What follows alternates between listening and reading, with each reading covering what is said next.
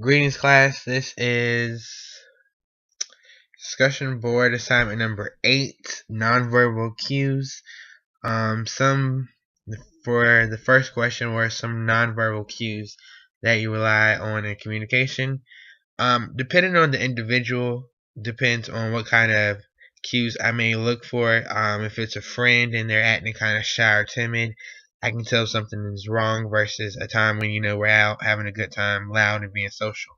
Another cue, so that may indicate something being wrong, or they may have a situation they don't want to talk about, or they may want to bring up an issue, they just don't know how to approach it.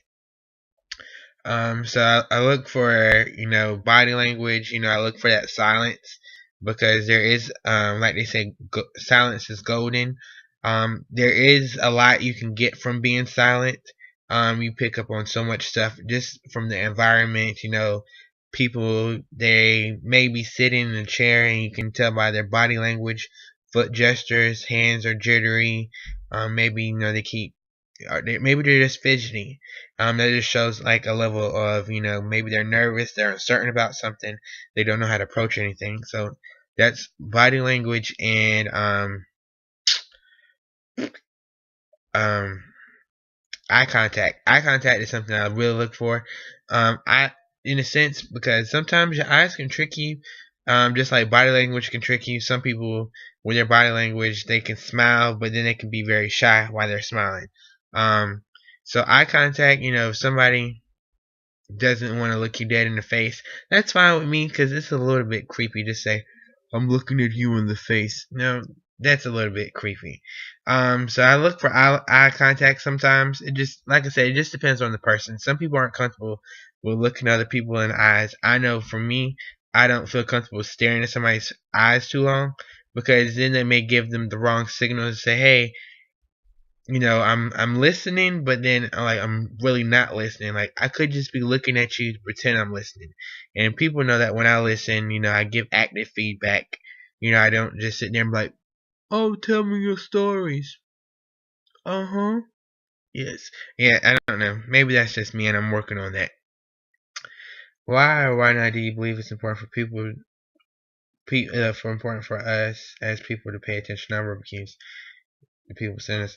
I think it's important because like I said, like I wrote in one of the classmates discussion board, sometimes the nonverbal cues can give you the wrong impression. Actually, it can be wrong, and then you have the wrong information.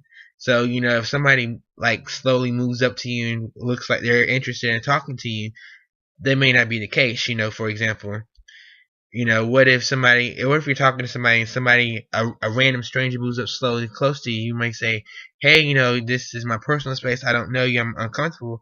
But what if they're coming and whispering in your ear like, hey, you got a booger in your nose or something different? You're just the way you perceive stuff. You have to be careful as a counselor, because what you may perceive is not what may be actually portrayed. It's important for us as counselors to pay attention to these cues, because these cues can be indicators of what kind of methods of helping people we have. But then again, if you use the wrong cues or you misinterpret the information, you actually could do more harm to the person than actual help.